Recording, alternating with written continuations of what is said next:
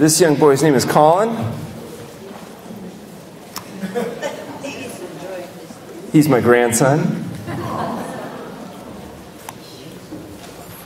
He represents a bizarre statistical anomaly. He was one of 250 million babies born on the planet 5 years ago. But in what is one of the most bizarre statistical phenomena, it turns out that my grandson was the cutest one of all. What are the odds? Let me just show you a few pictures that appeared in, I think it was Time magazine. And it shows some families around the world and what they spend per week on food for the family and what they eat. The food that they eat is put in front of them. In Bhutan, Ecuador, Cairo, Poland, Mexico, Sicily, Japan, Germany, and the United States.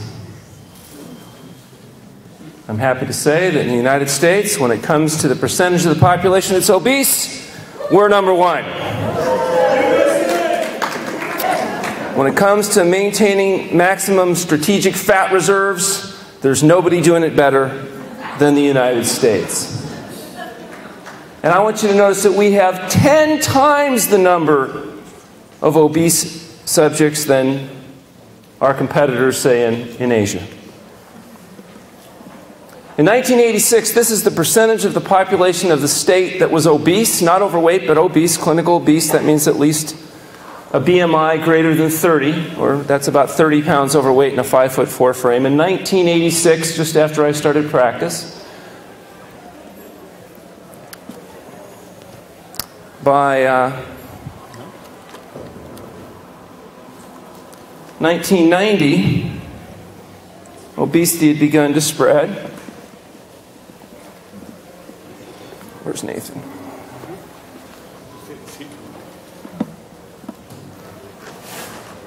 So we had 10 to 14% by 97. By 99, you can see the percentage of people with over 20 had great increased. By 2001, we needed a new color. Because here in the home of deep fried ice cream, they managed with due diligent effort to get over 25% of the population to become obese. Not to be outdone, 1 year later, you can see 1 year later, 1 year later, 1 year later, yes, another new color. A year later, every year, by any definition, an epidemic, a significant increase. And today I'd like to talk about how it is that you get 300 million people to consistently engage in behaviors that will allow them to fool their nervous systems and achieve this state of compromised health. When this restaurant was first developed, people's posteriors had somewhat different proportions. This wasn't the start of ergonomics.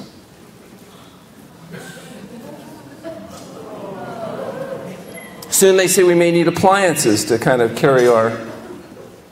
It's affecting teenagers, it's affecting our youth, and not without consequences. The fact is that if you correlate the incidence, for example, diabetes, and you put it on a chart and you take a look at how it compares to the increase in obesity, you find there's almost a perfect correlation. The fatter we get, the higher the insulin resistance, the more the onset of these various diseases, including diabetes. To understand how this is happening, we need to think about who we are as people, and remember that we come from an environment that looks very different than the environment we live in today. Human beings evolved in an environment of scarcity. For our ancient ancestors, getting enough to eat and not getting eaten was the biological imperative of life. That was the limiting factor. Most people did not get enough to eat. Most people that have ever been born on the planet died.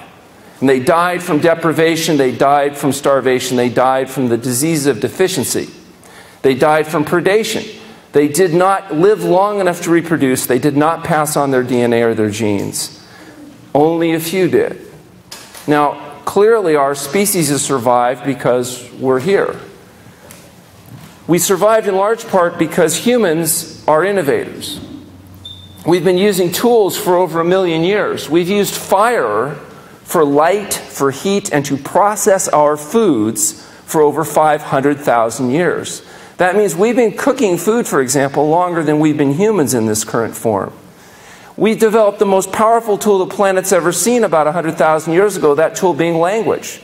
Language allowed us to accumulate and pass on information in a geometric fashion.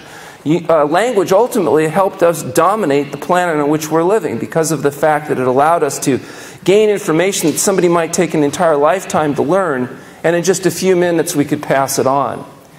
It wasn't, though, until about 10 or 12,000 years ago that the humans first made the connection between the seed and the plant and agriculture was discovered that our population began to increase. Understand, for that first 900,000 years, our population of humans on this planet was about 50,000. In fact, there were times where our species almost went extinct as our population dipped below 10,000, according to anthropologists. But we did survive, and we have continued, particularly since agriculture. Here's a picture I took in Bhutan, actually, where you see people hand harvesting Bhutanese rice, the red rice. It's interesting, like, this country's only had electricity a relatively limited number of years. They still do a lot of things by hand. You could take a harvesting machine, probably do this whole country in a weekend. But they're working hard harvesting by hand, because if they don't get that crop in, people are going to be real hungry by the end of the year. We had a problem. You know, we developed this printing press about 600 years ago that let us quantify the products of language. But we didn't have any way to tell back then if what was written down was true. Because it turned out back then, just because somebody wrote it down didn't make it true any more than it does today. And as a consequence, we needed a system in order to tell what was real and what was not real, what was fact and what was fantasy. And that system that we developed is a mathematically based system called science. And science is the way we differentiate fact from fantasy and overcome our natural tendencies to make errors of attribution, that is, to misattribute cause and effect. And the next big human innovation happened about 200 years ago with the Industrial Revolution. If we look at the human population, this is the human population in billions on one scale and time on the other scale, superimposed with some of the big innovations. You see, tools, fire, and language, not much happened to the human population. We still only about 50,000 creatures. By the time of agriculture, our population began to rise. At the time that Christ was here, we had about 250 million people on the planet. Today, it's 6.5 billion and counting. So we have survived and thrived so successfully. In fact, if this curve were applied to insects, it's called an infestation curve.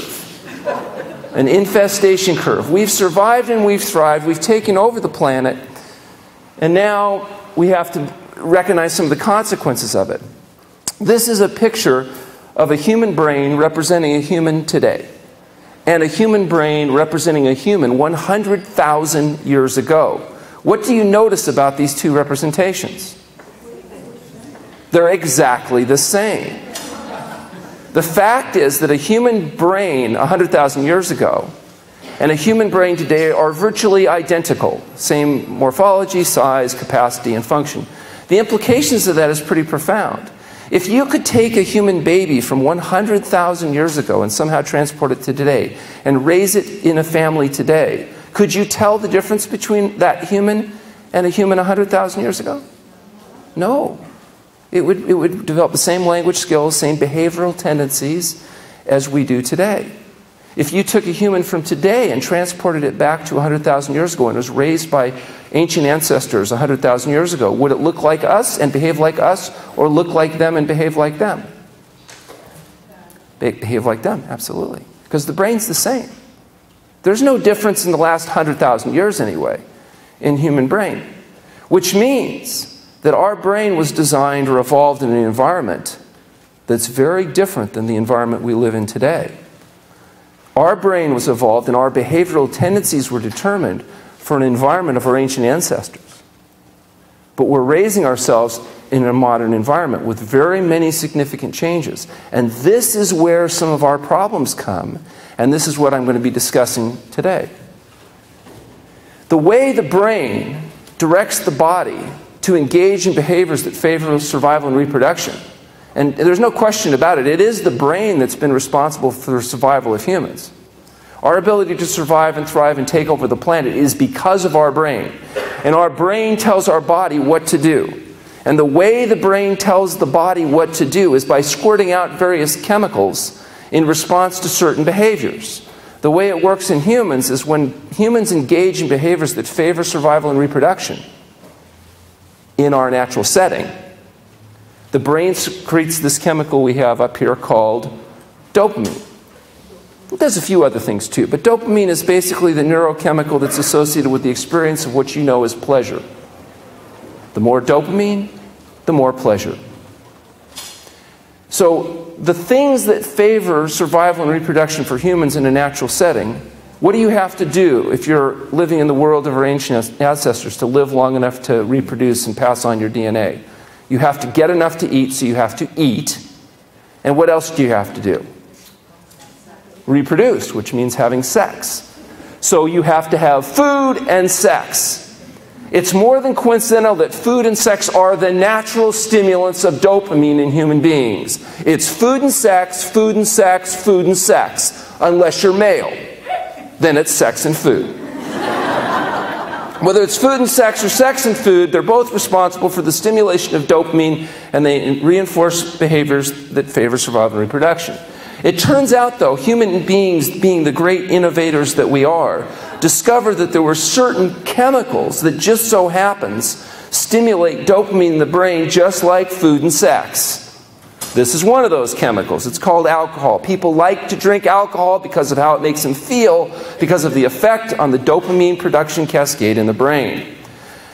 Now the problem is, when you artificially stimulate dopamine in the brain, it can lead to an addictive response, and if you drink too much of this stuff over too long a period of time, a significant percentage of the population become physiologically dependent on it. We call that alcoholism.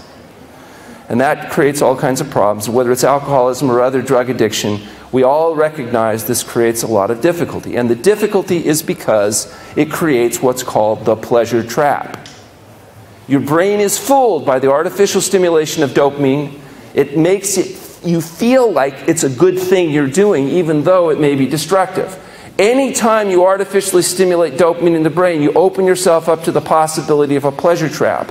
And I'm going to suggest to you that the pleasure trap is in fact the hidden force that undermines health and happiness. It's why people are fat, it's why people are sick, and it's why we're dying prematurely. It turns out it's not just drugs like methamphetamines and cocaine and alcohol and tobacco and nicotine that can artificially stimulate dopamine in the brain. It turns out there are certain chemicals that can be added to our food that result in the artificial stimulation of dopamine in the brain. Exactly the same dopamine cascade as come from drugs. Now, interestingly enough, if you add this food to the chow of rats, the rats will gain 49% of their weight in just 60 days. If you add these chemicals to the food of birds, the birds will get so fat they can't fly. Is it psychological? Is it because mommy rat didn't love him enough? Or daddy bird loved him too much? No, it's not psychological, it's biological. Now I know some people are thinking, well, that may be true for rats and mice and birds, but we're not animals, we're people. If you think we're so different than the other animals we share this planet with, I ask you to go to any buffet and watch the feeding behavior of the humans. This bulbous neuronal net at the end of the human spinal column called the brain is responsible for directing our behaviors. That brain is perfectly designed for an environment of scarcity, where it's difficult to get enough to eat, not get eaten, and it's designed to drive you to engage in as aggressive a behavior as necessary to make sure you get enough to eat. How does the brain tell the body to engage in these behavior patterns? It secretes chemicals. What's this chemical?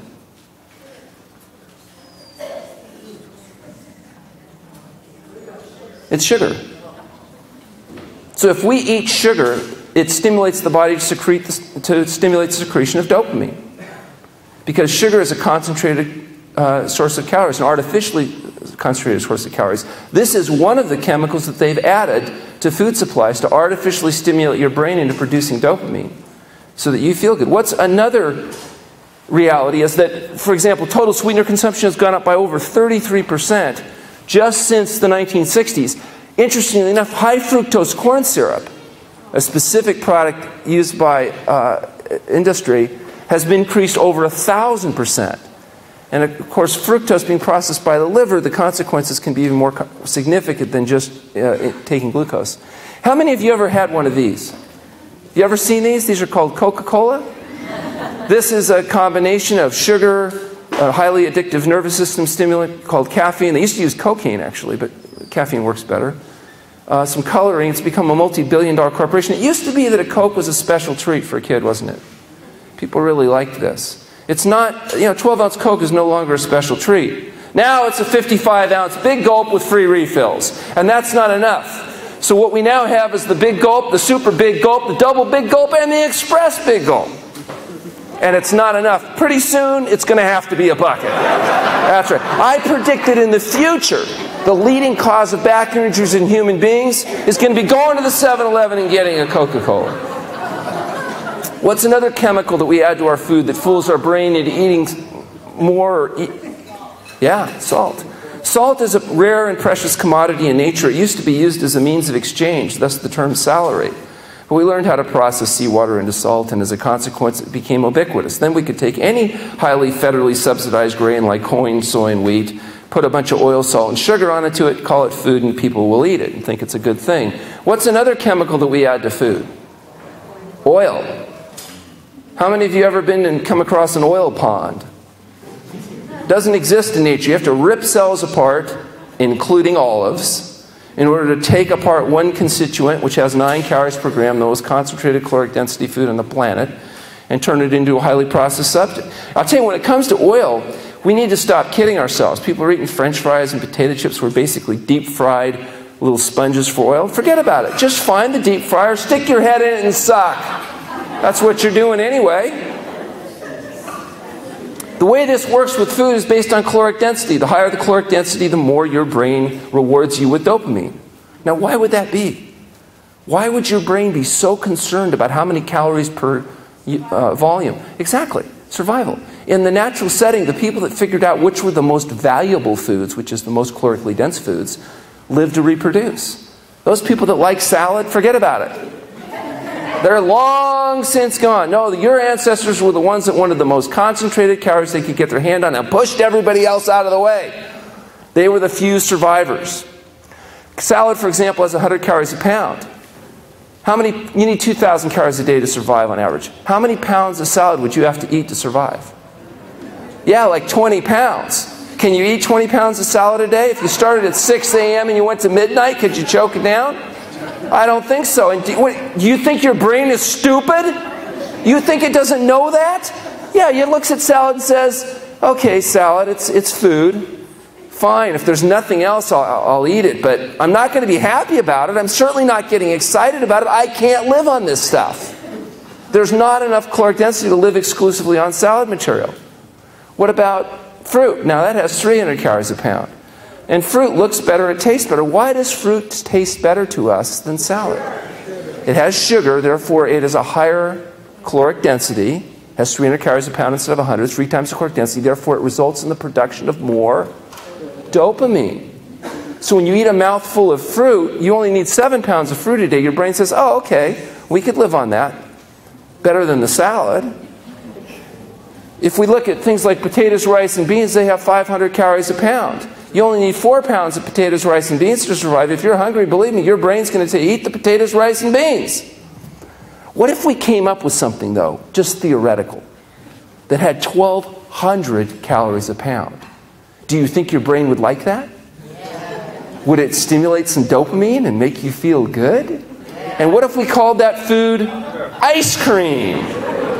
Introduced it in the World's Fair and to rave reviews. Interesting substance. If you take this substance and you warm it to room temperature, the term that's used to describe it is sickly sweet. Because it tastes so sweet when it's at room temperature, liquid, that it makes you feel kind of sick. Now, how much more sugar does it have when it's warmed up than when it's cold? It's the same. Well, how come it tastes so good when it's cold, but it tastes sickly sweet when it's warm? It's because you're not designed to detect sugar in something artificially cold like ice cream. And as a consequence, your taste buds you have to supersaturate ice cream in order to make it attractive. When you warm it up, you can actually taste what's there. And it makes you just as sick when it's cold. You just don't know it because you're bypassing the normal filtration mechanisms of the human being's techniques for determining what's good or what's not good. In fact, your body is such an exquisite energy detecting device. If you get like a blindfolded person and you give them a mouthful of the Diet Delight ice cream and you give them the super premium Haagen-Dazs chocolate chip, do you think they can tell the difference? Yeah, no matter how hard they work chemically trying to manipulate you, the fact is your brain is really good at detecting the most calorically dense substances available. Okay, what if we came up with another food that had 1,500 calories per pound, a higher caloric density even than ice cream? Do you think your brain would like it? Let's see, have you ever seen this before? You ever seen this stuff? It's called bread. It's often like hard on the outside, soft on the inside. This has 1,500 calories per pound. Higher caloric density than ice cream because of the dehydrated nature of taking a grain, grinding into a flour, baking it at high temperature. And that's before you turn it into a butter boat, where you put coagulated cow pus all over it. Just the bread. Have you ever been into have you ever been into a restaurant and they have a basket of it out on the table? And it's got like a napkin over it and it's steaming and your brain smells it and of course your dopamine circuits start going off because you're thinking, oh my God, there's something with 1,500 calories a pound. And you eat a piece or two or three, don't you? And pretty soon, what do you notice? It's all gone. The bread is all gone. And so what do? You open up the napkin, you push it over to the edge of the table and wait for the waiter to come by. And you wait and you wait. And of course you're thinking, does this guy want a tip or not? Finally, the waiter shows up, looks at the empty basket and says, oh, did you want some more bread? And you have to look over and act like you didn't know it was empty and go, oh, sure, why not? And he brings you some more bread. Do you ever go into the same restaurant? And instead of shoving the bread in, say, excuse me, waiter, could you please bring me 3 large baked potatoes? I'd like to eat those before I order my dinner. Do you do that? Do you eat 3 large baked potatoes before you order your dinner? Why don't you eat 3 large baked potatoes before you order your dinner? You'd be too full. Because 3 large baked potatoes will fill mechanically a human stomach full. It's about 500 to 600 calories. That's as much as you can shove in. But bread, because it's got 1,500 calories per pound, it only takes about a third of the stomach with the same amount of calories. So you can eat your 500 calories worth of bread and have plenty of room left for the greasy, slimy, dead, decaying flesh and desserts and alcohol and God knows whatever else they're going to serve you at that restaurant. So what do you think you're getting fat on? Eating bread or eating things like potatoes? Bread. Yeah. What about, we said sugar has 1,800 calories a pound. That's why people like it. You could put this on just about anything and people will think it's good. What about chocolate? Does anybody like chocolate? Is that just a cultural thing or is that like universal? If I lined up 100 people from cultures all around the planet and I gave them a mouthful of chocolate and a mouthful of salad, what do you think? Could they tell the difference? Chocolate is got 2,500 calories a pound. You know, a lot of patients get upset because I try to get them off the chocolate. I tell you, if you want to have the chocolate, you have to change the form. You melt it down, then rub it all over your belly and hips where it's going to end up. And then when you're done, you can wash it off and not carry it around all week. There was a survey done of women, just women, and they asked these women, what would you rather do? Have mad, hot, passionate sex or eat chocolate? Do you know the most common responses? They said, what kind of chocolate and how many pieces are we talking about?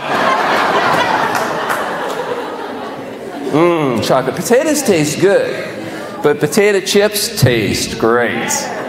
You know when they say, bet you just can't eat one? You think they're kidding? Potatoes, 500 calories a pound. Potato chips, 2,500 calories a pound. Okay? Notice my subliminal teaching techniques. Green foods, whole natural foods, 1 to 500 calories a pound. And then we go through the list till we get to finally pure oil, 4,000 calories a pound pure oil.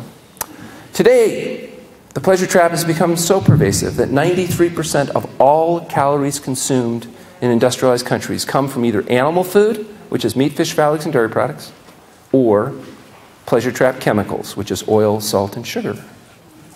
That's 93% of all calories. Now, some of you are saying, well, 7%, still fruits and vegetables. You're an optimist, you're a vegetarian. There's hope. Keep hope alive. I don't mean to rain on your parade, but of that 7%, 1/3 of it's potatoes found in potato chips and French fries. What that means is that fruits and vegetables no longer make a statistically significant percentage of the diet of humans in industrialized countries. They are the decoration on the plate. Oh yeah, and milk. One of my favorite topics. Milk.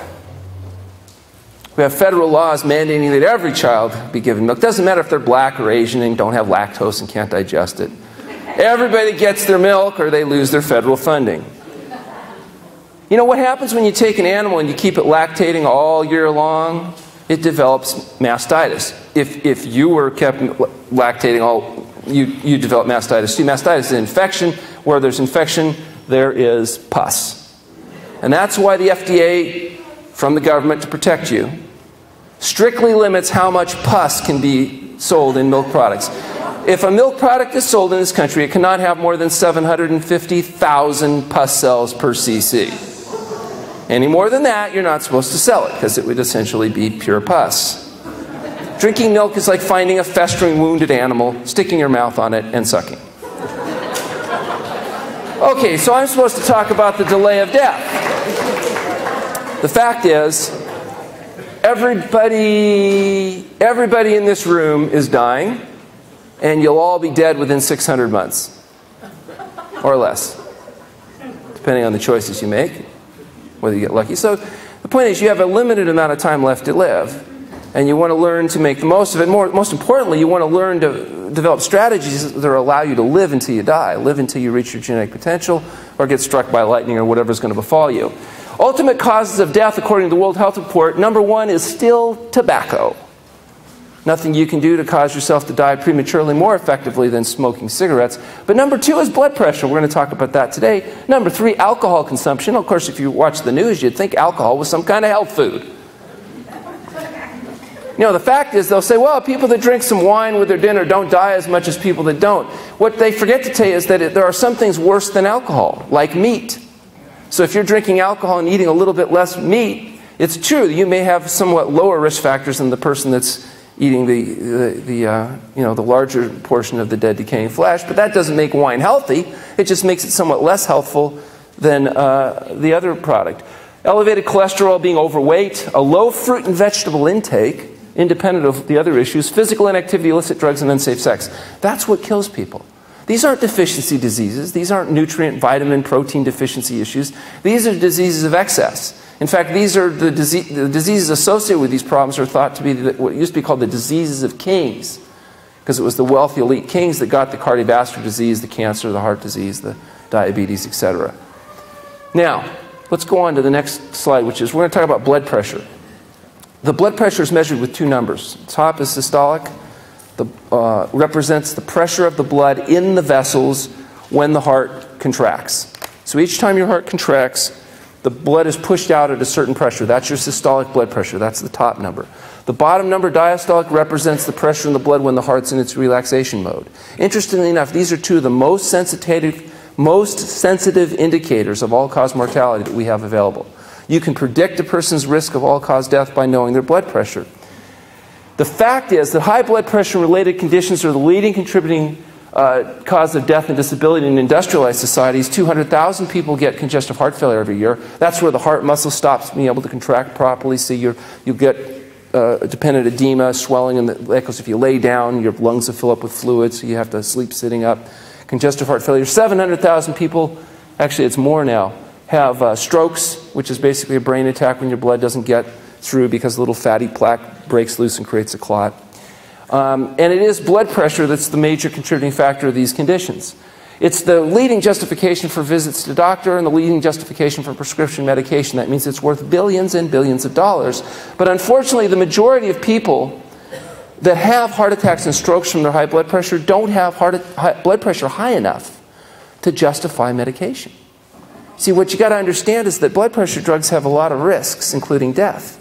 And so you have to have relatively high blood pressure to justify taking the meds. If you give medications to people with moderate levels of elevated blood pressure, more people die from the drugs than the blood pressure. That doesn't mean that it's normal or healthy. It just means that the risk of medication is so great that you have to reserve it for those people that have the highest levels of hypertension. For example, a person that has a blood pressure of 138/88 has 5 times the risk of dying of a heart attack as a person with a healthier level at 110/70. But you can't justify giving drugs to people with 138/88 because the death rate will be even higher from the drugs. For every point you reduce your blood pressure through diet and lifestyle change, not through medication now, but through diet and lifestyle change, there's a 1% reduction in all-cause mortality. That is death from any cause, which is really the most sensitive indicator of how big a problem is or isn't, is measured by blood pressure. And that risk reduction goes all the way down to 90/60. That means that if your blood pressure is 110/70 and you begin exercising or make dietary changes and your blood pressure drops to 90/60, you have a 20% reduction of death from all causes, just even dropping it from 110. If your blood pressure is 200, you can do the math. This is how we manage blood pressure. Interestingly enough, the very expensive new medications don't work any better than the inexpensive old medications that have gone off patent. There's no evidence that the newer meds are necessarily any more effective overall than the older, less expensive meds. But when they don't work, we have all kinds of interesting toys and stents and bypasses and different things we do, which also don't work that well. What does work? Well, here's a chart representing several thousand studies, including meta-analysis, looking at what actually works at lowering blood pressure. Weight loss, a vegetarian high-fiber diet, alcohol reduction. Unlike people trying to sell you that alcohol is some kind of health food because it thins the blood and it works like aspirin at preventing clotting strokes, not mentioning, by the way, that it increases the risk of hemorrhagic strokes. The fact is blood pressure goes up when you drink alcohol, even moderate levels of alcohol. So those 2 drinks a week. So if nothing else, just the effect that it has on blood pressure is a justification for avoiding alcohol. Exercise reduces blood pressure. Drugs reduce blood pressure, but not without risk. Sodium restriction actually can be more effective than medications. If you reduce sodium to 0.5 milligram of sodium per calorie, or even 1 milligram of sodium per calorie, you get significant reductions in blood pressure. John McDougall at the St. Helena Hospital did a study where he combined these factors and demonstrated a 17-point drop in blood pressure by adopting a vegetarian diet and exercise. And this study next to it, we did actually with our colleague T. Colin Campbell from Cornell University, who I believe will be here tomorrow. We did this study. We looked at 174 consecutive patients with high blood pressure, and in that study 174 people were able to achieve blood pressure low enough to eliminate the need for medication. And in fact, if you look at the people with stage 3 hypertension in our study, their average drop was over 60 points. And that's not even taking into account the fact they started off on meds, they all ended up off meds. Their average drop was 60 points plus the medication effect size. That's the largest effects that's ever been shown in the scientific literature in treating high blood pressure in humans. We published that paper in JNPT and then later did a second study that appeared in the Journal of Alternative and Complementary Medicine, which was reviewed by this group, which is Clinical Nutrition Updates, who did a study. And what they reviewed our data and they came up with a couple of conclusions. They said fasting appeared to be a safe and effective means of managing blood pressure, but it wasn't practical because it required 20 days inpatient care. And if you put people in the hospital for 20 days, that's an expensive procedure. Once we published that study, we were approached by the International Union of Operating Engineers, who made our program a fully covered medical benefit. And with that group, we did another study, and we looked at these union operators, these crane operators, and we found out what happens to these guys, their clinically and also their cost of care, when we put them through a 3-week inpatient care, did the fasting, and then put them on a vegan, SOS-free diet. We all know what SOS-free stands for. SOS is the international warning symbol, but it also stands for sugar, oil, and salt. So we're talking about a diet that's a vegan diet, so no meat, fish, fowls, or dairy products, but also no SOS. no sugar, oil, or salt. Now, sometimes vegetarians don't like hearing about this. So I already gave up all the dead, decaying flesh. Now you're going to make me give up the SOS too? I mean, obviously, if you walk outside and you walk through your vendors, almost all of them are selling the pleasure trap. You understand that? Yes. Haven't I sacrificed enough? No. See, it turns out being a vegan's not the end. It's the beginning. You become a vegan, so you get all the moral and ethical and spiritual. And there's a lot of people believe that, taking sentient creatures, torturing them all their life, killing them, eating is not a good thing. So they do it for moral reasons or ethical reasons and all that. They don't always do it for health reasons, though. And this SOS business is all about health. It's about avoiding the pleasure trap. So in this study, what we found was the medical costs of these union subjects dropped more in the first year than the entire cost of the project, which made them very happy because, they're all about trying to cut their medical care costs. It turns out it's cheaper to get people well than cut their feet off and treat their heart attacks. So we've been working hard over the years trying to objectify the fact that a plant-based diet that's SOS-free is a health-promoting diet, and that it's more cost-effective, that it's more clinically effective to use this than the alternatives. And I'm happy to say that we now have received a grant from the National Institute of Health, and we're working in collaboration with the Michaela from the T. Colin Campbell Foundation at Johns Hopkins, University of Virginia, and Bastyr University, looking at these types of changes before and after patients that go on with these types of diets and with the use of fasting. So biogenetic markers, proteomics, we've got endothelial testing, all kinds of interesting non-invasive diagnostic parameters that being involved in the studies allowed us to get access to this equipment. And of course, what we're hoping to show is that health comes from healthful living. Why are many of these people interested in funding this research? What are they hoping to find? So they know our patients are getting well because we're showing that data. What they're hoping to find is where are these biomarker changes occurring so that they can come up with a drug that does the same thing. Because if you could come up with a drug that did the same thing that a plant-based vegan diet and fasting does, it'd be worth a lot of billions of dollars. Lots and lots and lots of money. And so that's what their motivation is. Our motivation is a little bit different. But in any case, it is exciting that, for me anyway, I know 29 years ago when I started doing this was really crazy stuff. Okay? Even 10 years ago, the medical board had decided that recommending fasting, which we do, constituted such a gross violation of the standard of medical practice that it rose to the level of criminal negligence. Okay, I had to have a criminal defense attorney represent me. I was the first person in my family, in fact, that ever needed the services of a criminal defense attorney. My mother was so proud. Yeah. And today we have, a half a dozen different medical schools from around the country whose students come and rotate as part of their training, doing this kind of work. So things have really changed a lot. Hopefully we'll see even more changes in the years to come. This is our book. It's called The Pleasure Trap. If you haven't read it, I'd recommend that you do so. It's actually one of my favorite books. And I'm completely unbiased, just speaking about it objectively. This book, The Pleasure Trap, is a book that does not tell you what you want to hear. But it will tell you what you need to know in order to get and stay healthy. We also have a vegan cookbook called the Health Promoting Cookbook, and that's a book that doesn't use any meat, fish, fowl, eggs, dairy products, oil, salt, or sugar. So the trick to making good foods taste good without oil, salt, and sugar is to start with good foods to begin with. In whatever time I have left, I'd like to be able to answer any questions that you might have. Yes, sir? How long do you put people on a fast for? We put people on fasts, on water-only fasting for between 5 and 40 days. So Moses, David, Elijah, Jesus, and several hundred of our patients have undergone long-term fasting. We fast people as short as possible, but however long it takes to get to the point that when you put them on a plant-based health-promoting diet, they get healthy faster than they're getting sick. And so in the case of blood pressure, in the study, average stay was 3 weeks. So they would, do a preparatory diet, go on a water-only fast till their blood pressure is normal. We've got them off their meds and stabilized, and then we put them on a health-promoting diet and rebuild their strength and energies, and it's very effective. So it's not unusual for us to have people coming in with blood pressures of 240 over 140 on medications, ending up with blood pressures of 110 over 70 off medications.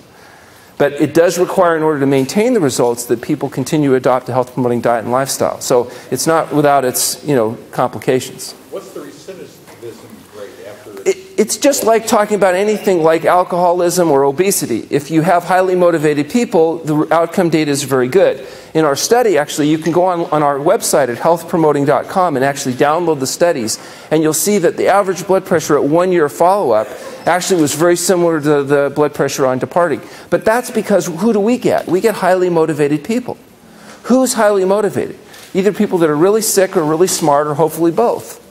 You know, if people that have pain and problems. I'll give you an example. One of our very first patients from the union was a, big redneck crane operator guy. And, I mean, he was a big, mean guy. His neck was a lot bigger than my thigh. You know what I'm saying? And he's there the first day, first guy I've seen, and he says, hey, I didn't know why he had to be there to do this kind of program because his boss had made him come down. I said, well, you're here because you got high blood pressure and diabetes, and you're taking 11 medications, and you're going to die. And he says, well, son, we all got to die sometimes. I said, yeah, but you're spending $800 a month on medications that you're not going to need if we get you healthy. He says, he doesn't pay for his medications, the union pays for it. I'm thinking, oh my goodness. What have I gotten into, This isn't my typical patient. And I said, well, I'm thinking about his medical history, And, we all know what happens to men when they're on hypertensive medications and diabetic meds. I said, if we get you off all those drugs and we get you healthy, we might be able to do something about your little problem. He starts to sit up and I went, uh-oh. Because he was a big guy. And then he says, well, why the hell didn't you just say so? So I check him in his room. He's coming down. He's having his first meal, right? And I'm watching him, and he's like, he's trying to choke this food. He just can't get. And I said, it looks like you're having some trouble. He says, son, if this is the stuff that I'm going to have to eat for the rest of my life, I think I'd rather just die. He said, instead of fasting, could you just shoot me in the head? So I checked him in his room. We put him on a fast, normalized his blood pressure, got him off his meds. After his fast, he's back in the dining room eating. But now he's actually eating. And I said, well, it looks like you're doing a little better. He says, yeah, your chef's finally getting the hang of it.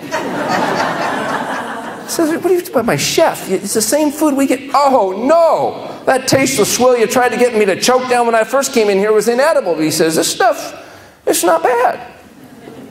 Did we change the food? No, his palate changed. He neuroadapted to a health-promoting diet. Yes? Do you do any kind of colonics or enemas or anything like that as they do the fast? Well, what we try to do is get people to do a proper lead-in diet beforehand so their bowel function is completely normal. There are situations where the use of colon hydrotherapy may be necessary initially. We wouldn't do it during fasting, and almost always we can avoid the need for it before fasting by getting people eating a health-promoting diet. Some people have such difficult problems, you sometimes have to clean them out a little bit before you get started, but that's an exception. Yes, sir? Define fasting, it sounds like it doesn't mean not eating. No, fasting is the complete abstinence from all substances except pure water in an environment of complete rest. And we do it in a medically supervised setting.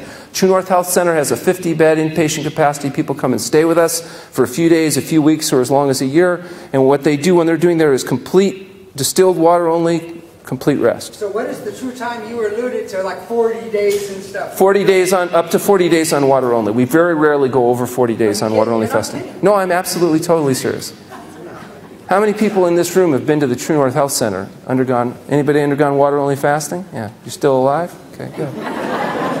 Yes, sir. Yes, ma'am.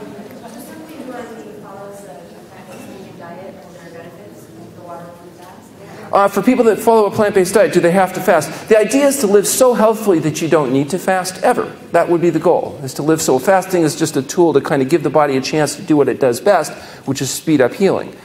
So it's a way of making things happen quicker. If you have high blood pressure, if you have diabetes, if you have joint pain, if you have problems that aren't resolving with dietary control alone, this is a way of making things happen quicker or getting enough results that we can get off the medications and all that kind of stuff. If you're healthy and thriving, fasting may be really a secondary issue. Now, it's also true that fasting is used for other reasons, including mental and spiritual. And, every religion has a tradition about fasting, and there's a reason, because it changes the way you feel and think. And so I believe that there are people that benefit from fasting, even though health concerns really are secondary on the list. But fasting is also useful diagnostically. A lot of people think they're pretty healthy until they go on a fast. And then their body mounts an acute healing crisis, and they start realizing, oh, maybe things aren't quite as clean and as working quite as well as they thought. But I would agree, the goal is to live so you don't need to fast. Fasting is something that we do for a number of different reasons. It happens to be a way of getting a lot of change in a short time. Not the least of which, if you put a person on a low-salt diet, just so you know, if you go on a low-sodium diet, it takes 30 days on average to get to the point where food is tolerable. At first, you don't like it. It doesn't have any flavor because you're neuroadapted to a high-salt diet. Do you know if you go on a low-fat diet, you stop eating your dead, decaying flesh and stop with the oil and all the processed vegan crap? For 3 months, your brain is going to be telling you, hey, we're not getting enough. We're losing weight. We're going to die.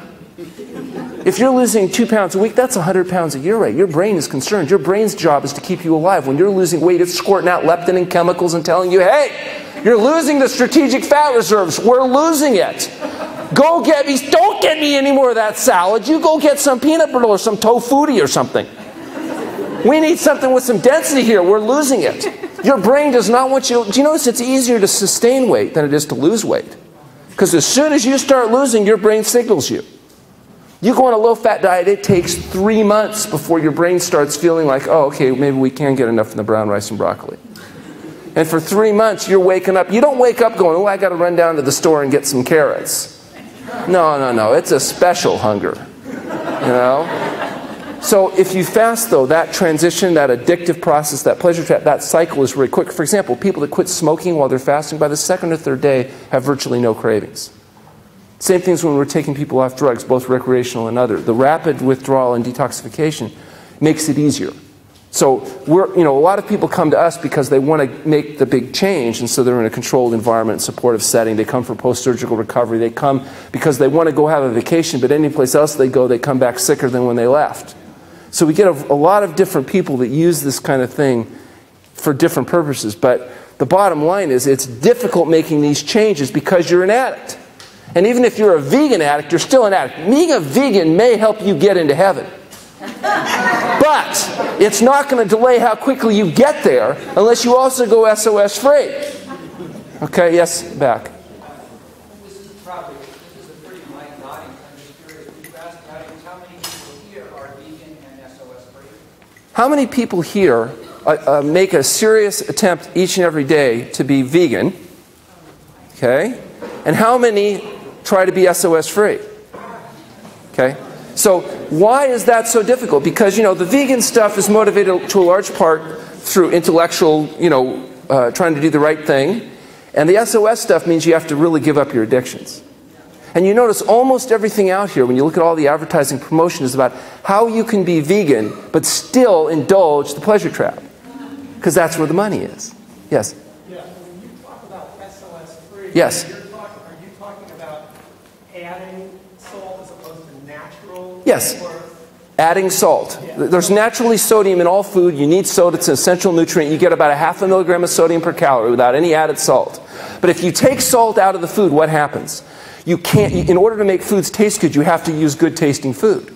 You can't use all this processed crap anymore, all this TVP and all this wheat-based product, because it tastes like crap. Because it's highly processed foods. The only thing it is a carrying agent for oil, salt, and sugar. When we hired our chef, we hired Ramses Bravo at the True North Health Center. Ramses was 4 years trained at the Greenbrier Inn, which, as you know, is very traditional food. He was the executive chef at the Kenwood Inn for 4 years, when it was rated one of the top resorts, definitely not vegan food. And when we hired him, he said, well, he was interested because, the job we had available, but he said, and he said he was comfortable he could do the job because he knew about vegetarian cooking. I said, well, there's a few other things. One thing, I said, we don't use any animal food. He said, well, you can do. We said, we also don't use any oil. He said, well, what about olive oil? No oil. Oh. And we also don't use any sugar. He said, well, what about agave? Especially not agave. 80% fructose, liver cirrhosis causing toxic waste. And he said, well, what about honey and maple syrup and what? No concentrated sweeteners. He said, oh, gee, this is, And then I said, and we don't add any salt. He got up and walked out. And he got to the door and he turned around and he said, I'll try it for 6 months. He says all the things he learned was basically how to deliver oil, salt, and sugar to people's faces. Everything else is the carrying agent. But he's been with us 4.5 years. He's got a new book called Bravo coming out at the end of the year, and he's lost 60 pounds because he's eating the food that he's making now. Yeah. I'm curious, how much actual water is consumed? It depends on the patient. We need patients to consume enough water in order to give the body a solute to put the toxins into. So it's a minimum of 40 ounces a day. In some cases, a little bit more. But we're monitoring daily, looking at specific gravity and other things to make sure that there's enough fluid going in for the body to be able to concentrate and do its detoxification. You are testing urine? Oh yeah, we're doing blood, urine testing, twice daily visits with our staff doctors. We have we are set up specifically to do medically supervised fasting. We've done this for 29 years. We've had 8,000 subjects go through this process, and we've done it without morbidity or mortality. So it's, it's. Dick Gregory said in his book, Cooking with Mother Nature, that he's gone from the continuum of consumption on omnivorism, and he's working his way toward breatharianism. Mm-hmm. He's gotten as far as fruitarian. Mm-hmm. What do you think of levels of veganism beyond veganism, such as vitarianism, fruitarian, and even breatharianism? Yeah, breatharianism. Yeah, that's a good one. We don't advocate a breatharian program or anything else that violates the laws of physics or thermodynamics. But what we do recognize is that there are people are doing different behaviors for spiritual reasons and all that kind of stuff.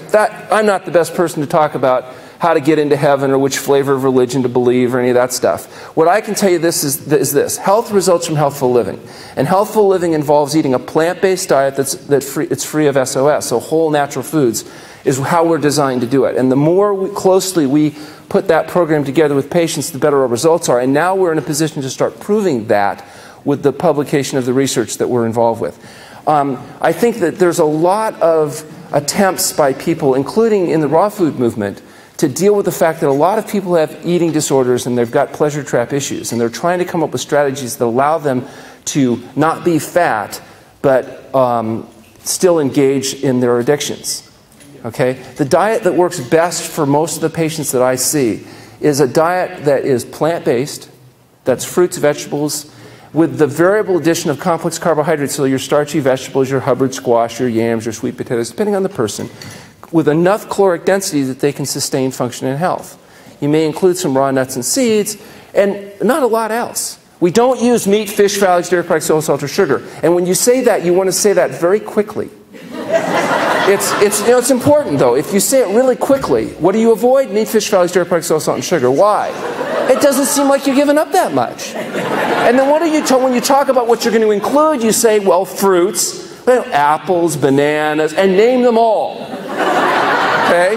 They should be there for 20 minutes while you go through your list of what you're going to be including. Yes? How do you feel about supplements and vitamins? Well, I think that vegans have to recognize that because of our unique environment, that is, that we're not pulling stuff out of the ground and eating the bugs and the grubs and the feces and all the contamination that would naturally happen to people, we have to take B12. So if you're going to be a vegan, you're not going to get all that nice B12 that comes from the fecal contamination of the animal foods that your carnivorian brothers and sisters are eating. So since you're missing all that contamination, you need to take B12. That, I believe, is a supplement that's universally required. It's very simple. It's inexpensive. Methylcobalamin, 1,000 micrograms a day, meets virtually everybody's need. Beyond that, we want to try to live to avoid the need for pills, potions, powders, and the rest of it. Now, are some people deficient in vitamin D? Yeah, both meat eaters and vegetarians. Why? Because they don't get out in the sun. You got to get outside. You don't want to burn, but you need to get out in the sun. If for some reason you're not able to do that, then supplemental vitamin D may be another nutrient that comes up. Occasionally, people don't convert omega-3 fatty acids to DHA well, so we might use a vegan DHA supplement. So, and clinically, we see a lot of sick people, so sometimes not everybody works exactly the way they're supposed to work. They've had people cut organs out, they've got all kinds of problems, they've had drugs, they've had floral imbalances, so we may resort to doing some probiotics or some other things clinically. But as a general rule, B12 is the only supplement that we believe is absolutely necessary, and everything else is an individual situation we try to work out, with the goal being get it from the diet, not from the pills and the potions. Yes? I'm recently had a heavy metal test, and yes. I have a bunch of metals, but the lead I was shocked was quite high. Yeah. Mercury and cadmium. You weren't ever breathing the air, were you? Yeah, I want to know where am I getting these from, and how do I get rid of them? Yeah, well, there's lots of different concepts about where they come from, but let's be very, very clear. If you do fat biopsy of a human being and you notice they have DDT and dioxin and pesticides and mercury and they have heavy metals and they have lead, we know that on average 90% of that got there from one behavior and one behavior alone. Consumption of animal products. Eating animal foods with their biologically concentrated load of toxins, that is, the animal's entire lifetime accumulation of materials is passed on when you kill it and eat its flesh or drink its milk. That's about 90% of the average load of the average human being. Now, if you're a vegan, you didn't get it from eating animal food. You also may have been breathing the air, drinking the water, who knows what you're taking medications, immunizations. There's all kinds of ways people get all kinds of toxic material in. How do you get it out? Well, fortunately, the body is pretty good at trying to mobilize and eliminate materials if you're on a health-promoting diet. There's another way you can do it, and that's with therapeutic fasting. In fact, fasting is so effective that some people argue that it's too effective, that the body doesn't know what it's doing, and therefore it's going to mobilize the toxins too fast and you're going to get problems. Well, we've done it 8,000 times. That's not what our observations have been. In fact, the body's pretty well designed. It does a good job of mobilizing and eliminating these accumulated metabolic products. However, not everybody's in a position where they can fast, which therefore we would focus on a high mineral content, plant-based diet. That means lots of greens, salads, steamed vegetables. You can blend it, juice it, steam it. Doesn't make any difference. The idea is getting a large volume of greens into the body. It helps bind materials, gives you the nutrient excellence you need for the body to do what it does best, and that's try to heal itself. Yes, sir? So you mentioned humorously that when you go through the list of all the things you give up, you go through it really quickly. So aside from an audience like this, which is probably very much aligned with what you're saying, and those people who come to you who have dramatic health issues, how do you convince the rest, everybody else, to adopt the Venezuela's diet? I don't think you do. I don't think you do. I think what we're looking for is the 100th monkey effect. We want to get a small percentage of the population to fully adopt and integrate these habits, because then it starts to affect everywhere. And before long, you'll get people like, say, an ex-president of the United States going on national TV saying, I'm a vegan because I don't want to have a second round of stents. Okay? So you're not going to convince everybody to give up. Do you think you can walk up to cigarette smokers and say, excuse me, I noticed that you have smoker's face? That's the premature wrinkling that occurs because the free radicals from the cigarettes causes cross-linkaging of the collagen tissue, so it makes a person look prematurely old, right? You can look across the room and say, oh my God, they must be a heavy smoker, right? So do you walk up and say, oh my God, you're so ugly, and it's probably because you're smoking, and they go, oh, it's the cigarettes? I had no idea. Oh, thank you. I quit. Do you walk up to people and say, oh my God, look how big you've gotten. Oh my God, you're big as a barn. You're huge. Give me that food. Stop it. You're going to blow up. It's what you're eating. And they go, oh, I didn't know. Thank you for the loving care and concern to share your feelings with me. Is that what they say? When you go up to the alcoholic, oh, you're a blackout drunk. It's because of the drinking. Epiphany. Interestingly enough, we have such a bias towards being obese that if you walk to somebody and said, oh my God, you're so fat. What happened? That would be like rude. But if people walk up to thin people, oh my God, you're so thin. Here, eat something. Then you're going to blow away. That's okay. If you have a fat baby, oh, he's so cute. If you have a thin baby, child services comes. They want to make sure there's milk in the refrigerator. Okay? What do you do when you eat out? Or you don't eat out? Well, let's talk about eating out. Eating out is an interesting phenomenon.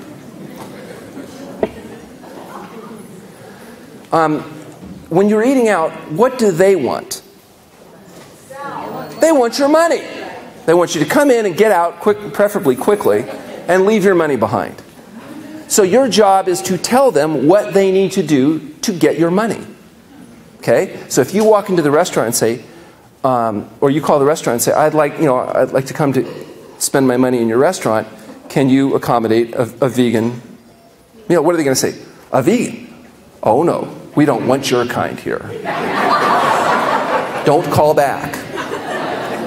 No, and if you walk into a restaurant, well, I'd like to have steamed vegetables with no sauce, and I'd like to have brown rice, and I'd like to. Would you think that they'll start coming around? If you go to Santa Rosa, almost every restaurant has a McDougal menu. Why? Because John McDougall told his people, Tell them you want a McDougalman. You're not going to shop there. Now you got to get the McDougalman. You can get the oil, without the oil. They just want your money.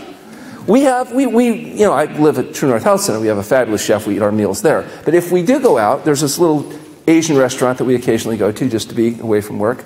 And we walk in, they don't even bring us a menu. They say, oh yeah, we know. No fat, no flavor, we know. Yes? So what are your thoughts on stevia and also on like the salts like Himalayan sea salt? Yeah, Himalayan sea salt. We're going to put a little contaminated minerals and pretend now it's healthy and charge 10 times as much per pound.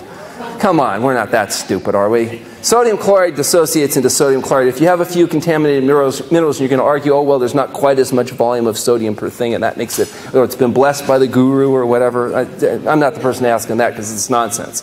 As far as stevia and these other artificial sweeteners, understand why are we using sweeteners? Because we've denatured the food we're about to serve to the point where it tastes like crap, and we have to put some kind of artificial sweetening component in there. And I'd be particularly careful on stevia because even though it doesn't have the calories, so it's not supposed to make you fat, what we found for most of these hypocaloric sweetening agents is that actually results in increased caloric intake, not decreased caloric intake. Yes, sir? With date sugar, maybe the date ground up. So you're getting a little bit closer to nature because you're taking dates and grinding up. But again, the whole point is you're trying to increase concentration of sweetness to overcome the fact that what you're serving is usually a highly processed flour-type product. Because do you have to put date sugar on your strawberries? Or on your yams? No, not if they're ripe and they're prepared properly. If you want good foods to taste good, you have to use good foods. And if you use good foods, you don't need to be grinding up all kinds of concentrated sweeteners, oils, fats, and salt in order to make it palatable. What you're saying when you're using these sweeteners, these oils, these salts is, how fat do I want to be? Because if you're eating whole natural foods, it's very difficult to sustain obesity. But the more of this stuff you put in, the fatter you're able to be. So if you want to be a little bit fat, then you might be able to get away with a little bit of this. If you want to be really fat, you're going to have to work at it. It's not going to just happen spontaneously. You have to earn obesity. Now, of course, if you're a female, you don't have to work so hard at it because females are by nature, biologically, energy-conserving fat storage devices. Females are, biologically speaking, energy-conserving fat storage devices. They must be able to store fat to survive a period of biological vulnerability called pregnancy. They have estrogen. Estrogen is a fat storage hormone. If you inject men with estrogen, they get fat. They grow breasts. They get hips. If you inject women with testosterone, the male hormone, they lose their fat. Then they get hairy and get cancer and die. So it's not a really good strategy. But the point is, this is not psychological. This is biological. Women are designed to be able to store fat. They maintain a higher percent body fat. That's why when men and women go on diets together, the man is like going to In-N-Out Burger at lunch and sneaking out and losing weight. The woman is weighing everything, right? And it's barely coming off. A bad dream, she goes up a pound. Walks by the buffet table, it's a dress size. Because they're females. They have to work twice as hard for half the results. Get used to it. That's how it is. Yes?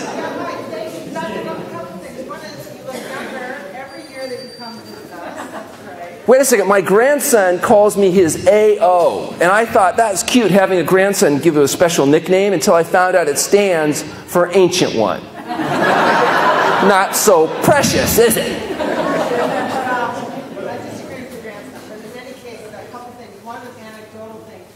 I was at Whole Foods Market and I said to the, when you buy the prepared foods, I said, why do you guys put so much salt on everything? She said, salt sounds. So that's number one. Number two is dulse. The other number, that question about dulse.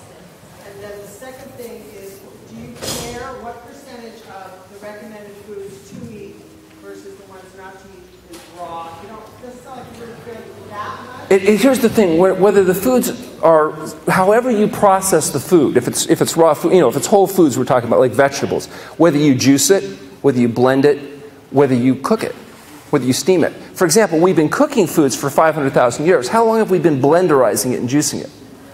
About 200 years maybe or less. So the point is, if you want to just argue natural, it's much more natural for humans to eat steamed vegetables than it is blended vegetables. However, I don't have a problem with blended, juiced, whipped, as long as it's vegetables. I think there's a certain advantage to keeping the whole food whole. And I personally would see, for example, steamed vegetables more of a whole food than I would juiced vegetables, but all of them are pretty good. And I don't really care with my patients, as long as they're getting so much vegetables and there's no room left for all the dead decaying flesh and processed foods and sugar, oil, and salt, I'm going to be happy. And frankly, for most people, they're going to be so healthy, they're not going to have time to worry about how much was juiced or how much was blended, how much was raw, how much was cooked. And there's a certain individual variation too. You got a person with ulcerative colitis, you have to modify the diet. A person has no teeth, that may be different. You know, you have to take all that into account. Fruits, vegetables, grains, legumes, nuts, and seeds, leave the rest of it alone. So you do the nuts and seeds and yeah, but we just need to portion control those because they're very rich foods. You don't want to eat the whole. One thing you can do with nuts is great. Try this. When it comes to knowing how much walnuts you should eat, get raw walnuts organically grown, because you're going to support your organic growers, and crack them. And, you know, by the time you get to about 6 nuts, you're ready to move on. I mean, you know, okay, fine, that's enough. You know, but nut butters, you can get crazy, you know, because it's highly processed. The more you process it, the farther you're getting away from your satiety mechanisms to be able to give you good feedback about what you're supposed to be able to do. The best thing to do is just to eat the whole foods, and then, you know, as you get farther away, we get into more challenges. Now, if you have kids, you're trying to increase caloric density, fine. So you do some juice, you do some blending, you do some nut butter. For those of us that don't have any trouble sustaining our weight, minimize all that, okay? Yeah, as far as the seaweeds, there's some advantages to using small amounts of these sea vegetables because we've got some depletion issues on soils today, whatnot. There is issues like iodine and other things that are very plentiful in your kelp and your nori. And so some of these are really easy to use. Nori sheets, for example, has only 10 milligrams of sodium per sheet, so that's an easy way of getting some sea vegetables. You can get kelp noodles that are processed in a way that have minimal amount of sodium. If you take regular sea vegetables, you can soak them, pour off the water, get most of the sodium off. Because it's just real rich in sodium. You've got to be careful with it. And you don't need very much. These are very, very concentrated substances that are used just to augment our trace minerals and make sure you're getting some iodine in there and all that. And I don't have a problem with that. Unless you just have exquisite sodium sensitivity, in which case we sometimes get a little more restrictive. Yes? Can you talk about nutritional typing? Yeah, Diadamo's nonsense. That you know, you're going to somehow look at your blood type and that's going to tell you and that, oh, human beings are so divergent and all this stuff. Frankly, it's nonsense. You know, I've looked at it, I've read the stuff through. I heard Dr. Gaby do an excellent review of it. I really, you know, it's A equals B, B equals W. I have not much interest from me.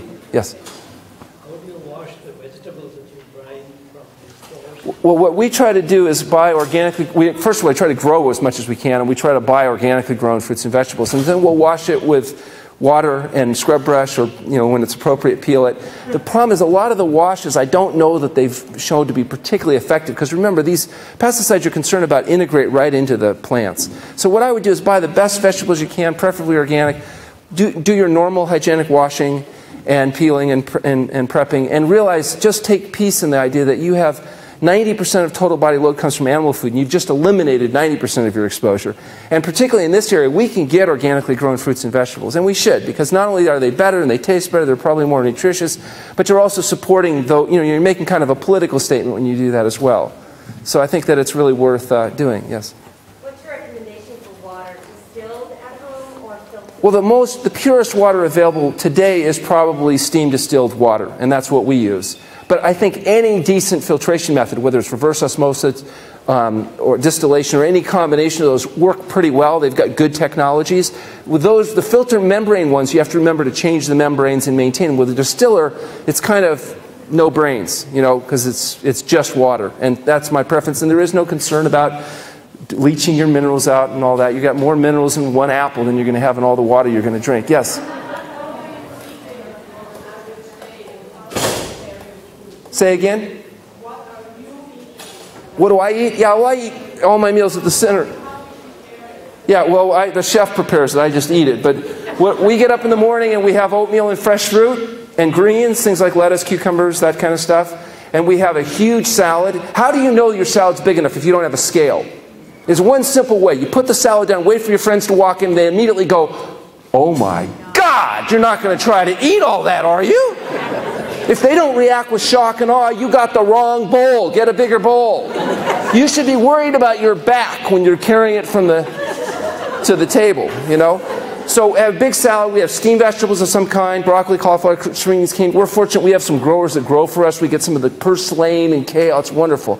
And then some kind of complex carbohydrate. So potatoes, rice, yams, you know, at the True North Health Center, I mean, it's fabulous because there's this huge variety. We also have a business called the True North Health Kitchen. And that actually makes and delivers food in Sonoma County. People can come pick it up, and we're looking to see that expanded eventually. And that's cost-effective foods that, you know, don't have any sugar, oil, salt. It's all vegan, healthy, all that kind of stuff. Before I forget, I have one important thing I was told I had to do. We are currently recruiting subjects for this study at the True North Health Center. Now, most of you are not going to qualify because you're not fat and sick enough. But you may know people that have high blood pressure that want to resolve it. Okay? And at the True North Health Center, we have a grant that pays for all the lab testing and the medical exams and all the NPAT and functional endothelial testing. We brought all these nice non-invasive ways. Instead of having to get an arteriogram, you can now do a non-invasive, what's called an NPAT procedure, which gives you an idea of how healthy your endothelial cells are, non-invasively. And so this equipment is all provided for people that are in the studies. Also, they get a month's worth of food from True North Health Kitchen on follow-up, so it encourages them to stick to the program. And, you know, so they have to answer some questionnaires and stuff. But it's a good opportunity if you have people that are, you know, interested in actually doing good in the long run. Hint, hint.